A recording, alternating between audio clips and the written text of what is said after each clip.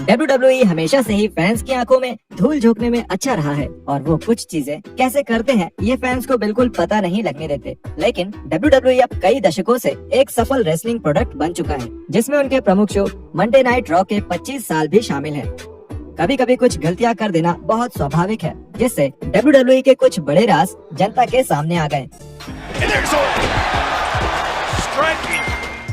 पर वो राज है कौन से? जुड़िए हमारे साथ, जहां हम 10 ऐसे सीक्रेट्स के बारे में जानेंगे जो WWE छुपाने में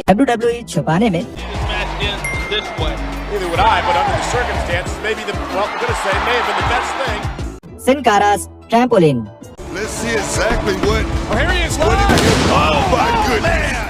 जब 2011 में सिन कारा पहली बार टीवी पर दिखे तो उनकी एंट्री करने का तरीका उनकी एक मुख्य विशेषता थी। अपनी एंट्री के दौरान वो रिंग की तरफ भागकर जाते और रस्सियों के ऊपर से छलांग लगाकर रिंग में घुसते, जो हमेशा ही फैंस को चौंका देती थी। हालांकि उनके पहले मैच के कुछ ही समय बाद फैंस को ये पता चल गया कि सिन कारा रस्सियों के ऊपर कूदने के लिए एक ट्रैम्पोलिन का इस्तेमाल करते थे। एरिना में मौजूद फैंस की खींची गई कुछ तस्वीरों की वजह से ये पता चला था और ये ट्रैम्पोलिन गलती से टीवी पर भी कई बार दिखाया जा चुका था।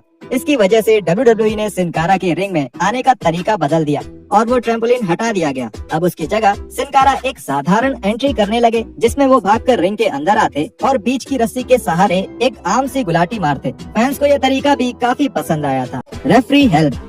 एक WWE मैच के दौरान एक रेफरी की भूमिका का राज खुल चुका है, जिसका कुछ श्रेय उनको ही जाता है, क्योंकि वो खुद से साफ कर देते हैं कि उनकी भूमिका केवल 1, 2, 3 गिनने या DQ करने से कई ज्यादा होती है। केएफएफ ब्रेकिंग इंटरव्यूज और मॉन्ट्रियल स्क्रू जॉब के नाम से प्रचलित एक घटना की वजह से फैंस को अब मालूम है कि एक रेफरी की भूमिका जितना सरल हम सोचते हैं उससे कई ज्यादा जटिल है। उदाहरण के लिए, एक मैच के दौरान रेफरी हाथों के एक इशारे से ये सुनिश्चित करता है कि रेसलर सुरक्षित है या नहीं। इसके लिए वो जमीन पर गिरे हुए रेसलर के पास जाते हैं और उनकी हथेली पर अपनी उंगलियां रखते हैं। अगर रेसलर उनकी उंगलियां दबाते हैं तो इसका मतलब है कि वो ठीक है और आगे खेल सकते हैं। ऐसा आप WWE प्रोग्राम के हर मैच में देख सकते हैं। अनफॉरगिवन 2006 के दौरान एज और जॉन सीना के बीच एक TLC मैच में स्कोरी रेफरी की भूमिका निभा रहे थे, जिसमें उन्होंने दर्जनों बार ये हाथ के इशारे वाली ट्रिक इस्तेमाल की थी। किसी रेफरी का मैच के दौरान दूसरा काम होता है किसी रेसलर की एक मूव को सही ढंग से करने में मदद करना। उदाहरण के लिए, एवोल्यूशन पे-पर-व्यू में जब बेकी लिंच एक मूव करने के लिए चेयर तक नहीं पहुंच पा रही थी जो उन्हें फिगर 8 से बाहर आने के लिए चाहिए थी, तो उनकी मदद करने के लिए रेफरी ने बड़ी चालाकी से उस चेयर को उनकी तरफ खिसका दिया। WWE मैचेस में ऐसा होना बहुत आम बात है, खासकर उन मैचेस में जिनमें हथियारों का। Royal rumble cards.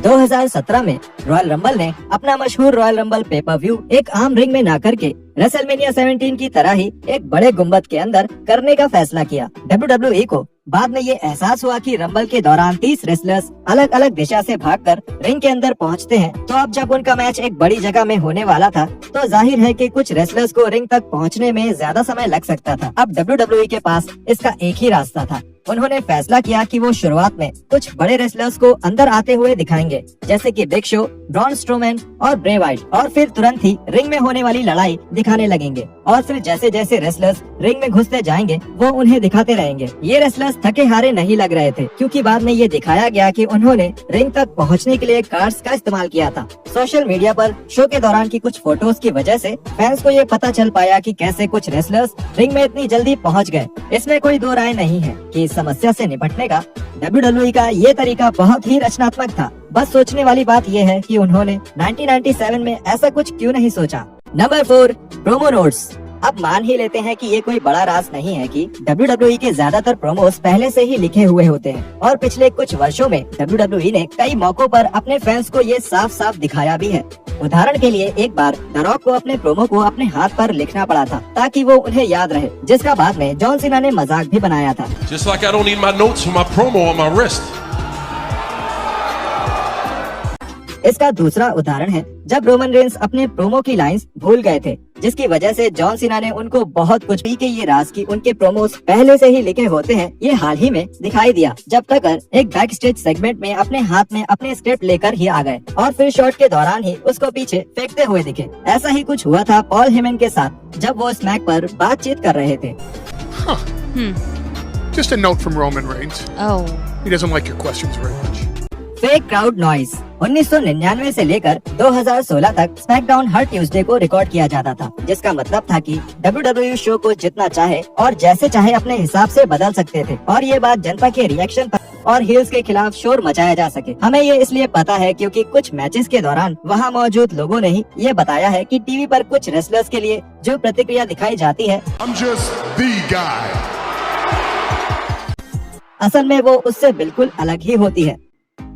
I'm just the guy. इसके अलावा जब भी रॉ और स्मैकडाउन के एपिसोड्स यूके में टेप किए जाते थे तो WWE को उनको बहुत ज्यादा एडिट करना पड़ता था और वो मैच के दौरान कुछ ऐसी चीजें बोलते थे या ऐसी प्रतिक्रिया देते थे जो विंस मैकमैन टीवी पर नहीं दिखाना चाहते थे। इस वजह से असली शोर को हटाकर मैच में नकली आवाजें डाल दी जाती थी, जिसको